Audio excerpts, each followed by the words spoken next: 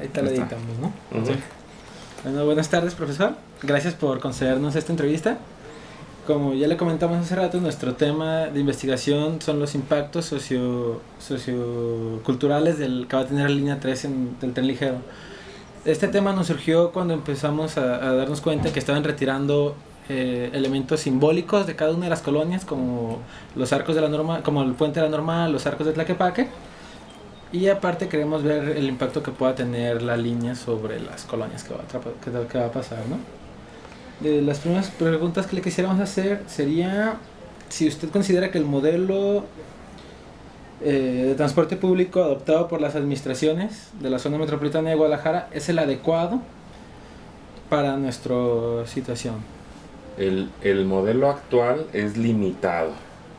Consta de un puñado de 300 y tantas rutas de autobuses donde se mezclan minibuses y vehículos un poco más grandes, pero además de eso están unas cuantas líneas, 2 nada más, de una modalidad, digamos, de transportación masiva, que son estos vehículos sobre vías rígidas, el tren ligero. Y aparte, pues la opción más reciente que se incluyó de BRT con apenas una sola línea, y hasta ahí llega todo. Entonces considero que el modelo de transporte colectivo es limitado en cuanto a su expansión y modalidad, pero ese no es tanto el problema, sino que la calidad del servicio con que se presta, que se prestan los traslados es pésima, es lo que proporciona menos calidad de vida a los habitantes, es caro, inseguro, insatisfactorio, etcétera. Entonces, en pocas palabras, el modelo actual de transporte colectivo del área metropolitana de Guadalajara es reprobado, es pésimo, por donde se le vea. Ok, muchas gracias. La segunda pregunta sería, la ruta planteada por el gobierno del estado, de entre las varias opciones que hubo, la que se eligió, ¿es la mejor para las necesidades de la ciudad? Bueno, yo digo que es una ruta interesante. Esa diagonal Zapopan-Tonalá se ha trabajado desde hace muchos años, pero con rutas de autobuses. Yo creo que es buena, pero en materia de qué rutas puede haber para conectar todos los traslados diarios de cientos de miles de personas, ha habido varias versiones técnicas. Conocemos una del 94, que eran 8 rutas posibles. Esa desapareció con el tiempo, estaba visible físicamente en la estación Juárez del tren ligero, desapareció, era un tablero muy grande, y luego se habló mucho de las rutas del BRT, del macrobús, por donde ese es otro ejercicio de rutas totalmente diferentes, se vino abajo y ahora se está planteando nada más eso. Yo diría que es interesante la opción, cruza diagonalmente toda la ciudad, va a generar viajes interesantes para muchos usuarios, pero va a seguir siendo insuficiente. Todas estas líneas llegan tarde y nunca dan abasto a la demanda. Es buena en principio. Ok.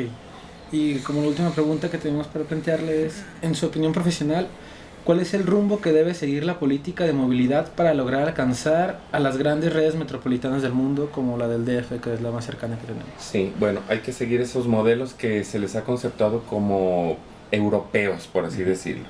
Es decir, menos uso de vehículo particular y más acceso a transportes colectivos. Hay que seguir por ahí. Pero tendría que endeudarse la ciudad en lo abstracto para generar más rutas de este tipo, pero sobre todo generar una combinación de otras de multimodalidad. Lo más cercano a esto es como el aparato circulatorio del cuerpo humano, donde hay grandes arterias, venas menores y finalmente vasos capilares.